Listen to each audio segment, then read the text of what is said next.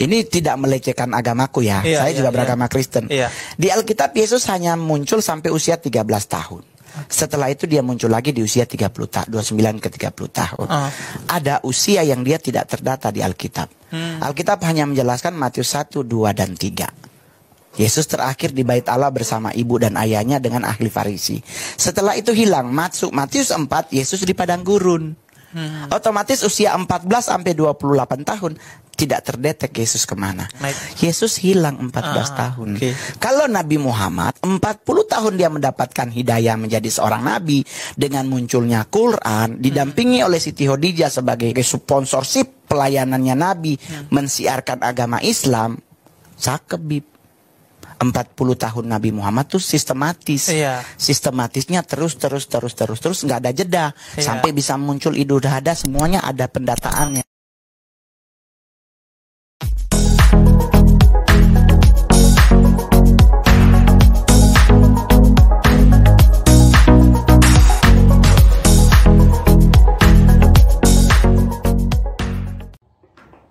Shalom saudara-saudara diberkati oleh Tuhan Yesus Kristus. Salam jumpa dalam kasih Tuhan bersama saya Pendeta Mel Atok. Saya mengucap syukur saya bisa kembali berbagi berkat kepada saudara sekalian. Menanggapi videonya saudara Mongol dengan Habib Jafar ya. Pertama saya memberi penghargaan bahwa Habib Jafar ini, saya melihat dia di dalam channelnya atau di dalam podcastnya itu, dia mengundang orang Kristen, orang Islam, pokoknya segala macam lah. Dan memang ini contoh Habib-Habib yang nasionalis ya, bahwa menghargai agama lain. Dan salah satu yang diundang adalah saudara Mongol. Saya waktu lihat penggalan video di depan tadi, saya akhirnya hanya melihat video yang pendek itu. Saya sempat berpikir, waduh jangan-jangan si Mongol ini merendahkan Tuhan Yesus, lalu lebih menghormati Muhammad, nabinya orang Islam. Saya sempat punya pikiran demikian. Maka saya coba melihat video lengkap dari bincang-bincang antara saudara Mongol dan Habib Jafar itu. Ternyata tidak demikian ya. Mongol hanya seperti biasa membagi pengalamannya ketika dia menyembah setan. Dan menarik bahwa yang melatar belakangi saya kok tahu-taunya membuat video ini karena beberapa hari lalu ya. Ini sekarang hari apa nih? Hari Kamis, 2 hari lalu ya. Rabu, Selasa. Selasa itu saya buat tanya jawab dan ada orang yang memberi pertanyaan seputaran tahun-tahun yang hilang dari Tuhan Yesus Kristus ya. Dan saya sudah memberikan jawaban di sana bahwa tahun-tahun yang hilang dari Tuhan Yesus itu seperti yang tercatat di Injil Lukas, bahwa memang Tuhan Yesus itu hidup dalam asuhan kedua orang tuanya ya. Di dalam Lukas pasal 2 itu ya.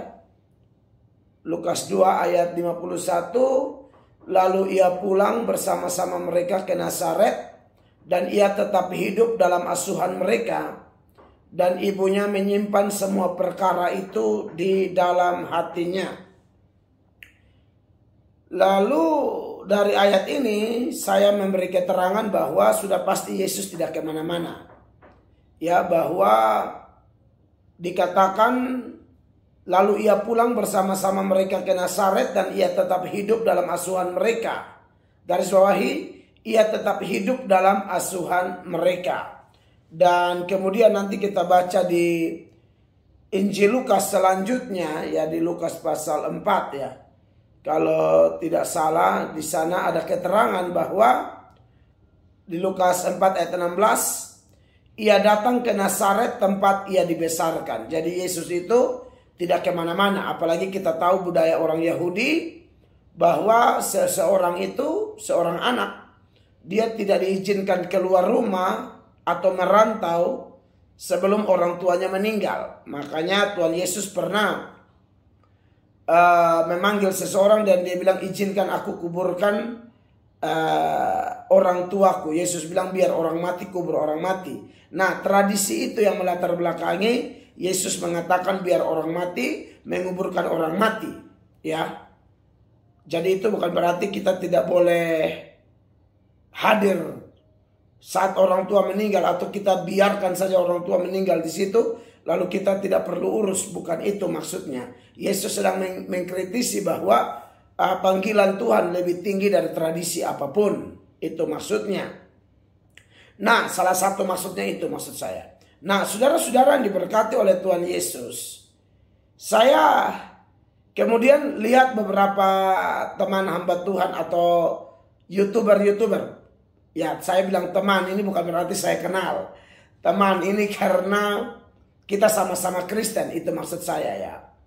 Saya tidak pernah ketemu kawan-kawan seperti atau hamba-hamba Tuhan seperti Pak Deking Gadas atau Pak Luis Prasetyo. Tapi saya lihat di channel mereka menanggapi Mongol. Waktu melihat tanggapan mereka, salah satu tanggapan mereka, saya punya kepikiran bahwa jangan-jangan si Mongol ini dari video pendek yang beredar di TikTok itu, saya pikir, wah jangan-jangan Mongol ini seolah-olah lebih menghormati Nabi Muhammad dan kemudian tidak begitu menghormati Tuhan Yesus. Karena kalimat-kalimat di dalam video yang pendek itu, kalau Muhammad dia bilang Nabi, tapi kalau Tuhan Yesus dia hanya bilang Yesus. Jadi di pikiran saya, wah jangan-jangan si Mongol karena di depan Habib Jafar jadi malu mengaku Yesus Tuhan. Tapi ternyata saya nonton video lengkapnya tidak demikian. Mongol tetap di beberapa kali ya, di video yang lebih panjang dari penggalan itu, Mongol tetap berbagi bahwa Yesus itu Tuhan. Dan memang Mongol diundang karena mau berbagi tentang pengalaman Mongol sebagai penyembah setan di masa lalu, di mana ada celah dari sejarahnya Tuhan Yesus itu, di mana masa di mana tidak diceritakan. Setelah Tuhan Yesus di Bait Allah pulang selesai, lalu muncul di Sungai Yordan di mana Tuhan Yesus dibaptis oleh Yohanes Pembaptis dan memulai pelayanan. Nah, Mongol bilang bahwa masa-masa yang hilang yang tidak diceritakan oleh kitab suci itu yang dipakai menjadi celah bagi kelompok penyembah setan untuk menyerang iman Kristen. Ya, saya sempat berpikir Mongol tidak menghormati Tuhan Yesus, padahal tidak juga. Ya, Mongol tetap menyebut Yesus Tuhan, tapi kan konteks Mongol diundang ini adalah konteks di mana Habib Jafar juga seorang nasionalis yang sangat menghargai agama lain. Dan saya pikir dalam konteks berbangsa dan bernegara, apa yang dilakukan Habib Jafar, apa yang disampaikan oleh Mongol berkaitan dengan pengalamannya, saya pikir pas lah. Kalau berkaitan dengan konteks berbangsa dan bernegara. Tapi soal mengajar Alkitab ya, saya rasa siapapun bisa mengajar sepanjang kita betul-betul belajar sungguh-sungguh. Ya, tentu mengajar Alkitab atau menyampaikan firman bukan hanya tugas pendeta ya. Bisa juga jemaat biasa, majelis, diaken, aktivis gereja, asalkan kita dimulai dengan dasar yang benar ya. Kita harus mengalami pertobatan yang sejati, menerima Tuhan Yesus sebagai Tuhan dan Juru Selamat, mempercayai bahwa Dia adalah Allah yang turun jadi manusia, dan kemudian hanya Dialah yang menjadi satu-satunya jalan kebenaran dan hidup supaya orang bisa masuk surga. Dan kemudian kita juga memang harus belajar sungguh-sungguh. belajar doktrin-doktrin yang benar, sambil terus setiap hari kita minta dipenuhi Roh Kudus supaya kita tetap rendah hati, berani, tidak cari aman, tetap berani menyatakan Yesus Kristus adalah Tuhan. Dan itu sangat menarik. Memang saya beberapa tahun lalu, khusus Mongol ya, saya pernah tanggapi Mongol sebagai sesama agama Kristen. Saya hanya kasih ingat Mongol ini kan memang pelawak. Saya pikir tidak ada yang masalah dengan melawak ya. Bahkan pendeta-pendeta yang lucu juga banyak. Tapi maksudnya pernah Mongol melawak dan menurut saya itu sudah tidak pas dengan konteks. Di mana Mongol bilang tidak boleh berdoa bilang Tuhan Yesus datang, itu tidak boleh. Takutnya Tuhan Yesus datang kiamat. Padahal istilah datang tidak selalu merujuk kepada kedatangan Yesus yang kedua. Datang ini juga bisa bicara tentang kita minta suasana kerajaan sorga datang. Misalnya dalam doa Bapa kami yang di surga, dikuduskanlah namamu, datanglah kerajaanmu. Maksudnya suasana kerajaan sorga itu ada di tengah-tengah kita, ya. Jadi mungkin kalau ada pendeta-pendeta yang bilang Tuhan Yesus datang, pengertiannya ialah bukan berarti Tuhan Yesus itu datang kedua kali, ya, tetapi datang di situ bisa berarti berkuasalah, hadirlah dengan kuasa Roh Kudus di tengah ibadah kami, pimpin kami, kendalikan kami. Roh Kudus itu Allah yang Maha Kuasa. Waktu orang percaya Dia, orang dimeteraikan dengan Roh Kudus. Tapi dalam sebuah ibadah pun Roh Kudus bisa berkuasa. Dan menurut saya itu suasana di mana suasana kerajaan Allah dalam arti kondisi itu sedang datang. Nah itu dulu saya pernah tanggapi saudara Mongol. Dan memang kritikan Pak Deking Gadas keras ya buat Mongol. Supaya Mongol ini jangan dikasih panggung segala macam. Kalau saya sih berpesan kepada Mongol, saya pikir kalau Mongol memang bertobat sungguh-sungguh, lalu Mongol belajar sungguh-sungguh, saya pikir tidak ada masalah ya. Mungkin yang Pak Deking Gadas maksudkan juga bukan tidak boleh sama sekali. Tapi saya pikir Pak Deking Gadas mungkin akan sepakat dengan kami bahwa siapapun boleh melayani, boleh memberitakan Injil, ya. Bahkan amanat agung itu bukan hanya bagi rohaniwan, bukan hanya bagi para rasul, tapi juga bagi siapa saja orang percaya.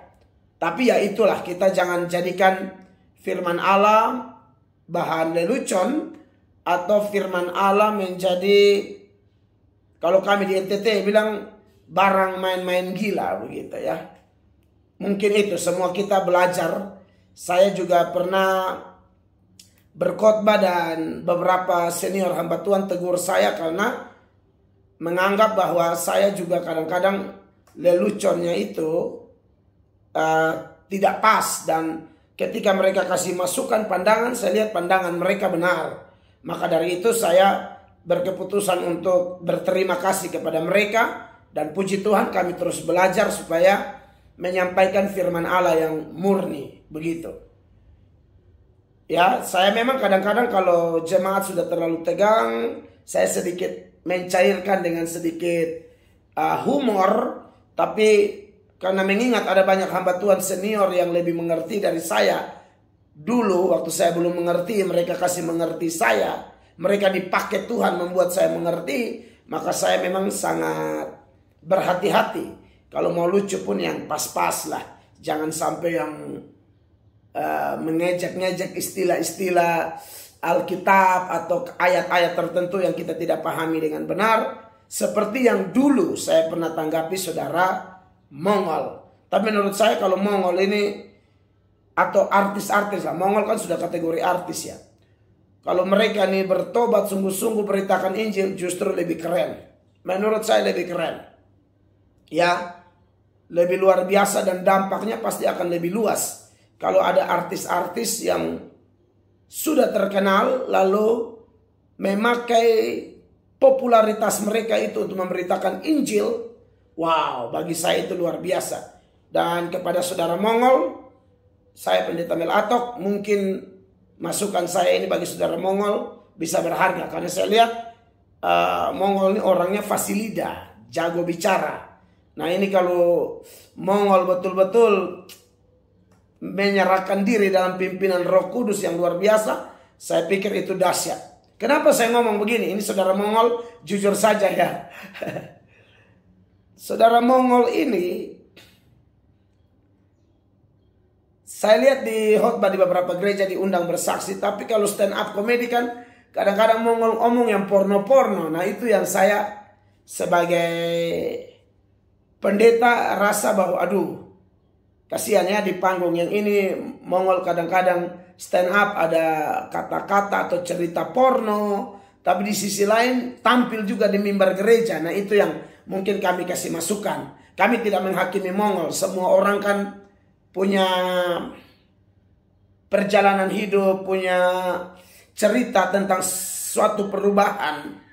Nah kalau Mongol yang kami lihat, karena Mongol terkenal di Indonesia, jadi yang kami lihat seperti itu. Jadi mungkin ya Mongol lebih tahu lah seperti apa penyerahan total Mongol kepada Tuhan. Itu Mongol lebih tahu. Tapi bagi saya, kalau itu terjadi, yang saya maksudkan kalau penyerahan total itu terjadi, dahsyat. Orang-orang yang terkenal seperti Mongol, Ari Wibowo, lalu siapa lagi itu, Coki, Yudika, yang Kristen-Kristen itu ya, Boris, Ernest, pokoknya yang Kristen-Kristen lah. Mereka kalau dipakai Tuhan bersaksi, Melanie Gutardo, dan lain sebagainya. Ya, kami senang, Agnes Mo apalagi ya, dari dulu-dulu sudah sering bicara Yesus. Ya itu sih masukan kami pendeta. Karena bagi kami, saya yakin, jadi artis tetap bisa hidup kudus. Jadi artis tetap bisa dipimpin Roh Kudus. Jadi artis tetap bisa jadi berkat. Itu saja saya pendeta Mel Atok yang awalnya saya sempat bertanya-tanya apakah Mongol kurang menghargai Tuhan Yesus dan lebih menghargai Muhammad, nabinya orang Islam dalam video yang di depan tadi. Ternyata saya sudah nonton di video yang lebih panjang. Mongol tetap memberi warna sebagai orang Kristen. Ya, tapi dia sedang berbagi pengalaman saja. Tapi kalau standar Mongol harus jadi orang yang bicara berkhotbah, ya saya pikir Mongol harus jaga stand up-nya, jangan omong-omong porno dan lain sebagainya.